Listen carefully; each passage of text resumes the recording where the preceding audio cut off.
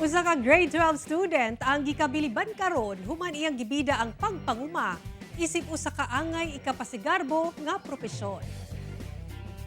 Be a farmer and be a good farmer always. Kini ang nahimong motto sa grade 12 student nga si Renz Dalagdagan sa ilang Career Guidance Program sa Mayor Pablo O. Lib Memorial High School sa Marawis, Valencia, Bohol niadtong February 20. Sumala sa uploader sa video nga si Youth Cooper Honey Igagamaw. Nag-stand out si Renz sa tanang mga estudyante sa tulungaan kay luyo sa formal suit ug attire. Napili ni Renz nga irepresenta ang trabaho sa iyang mga ginikanan ug iyang gidak-an ang pagpanguma.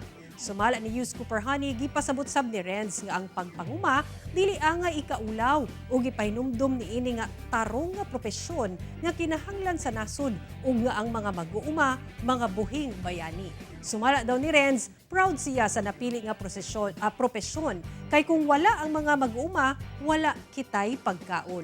Usa ka pagsaludo gayod sa atong mga mag-uuma.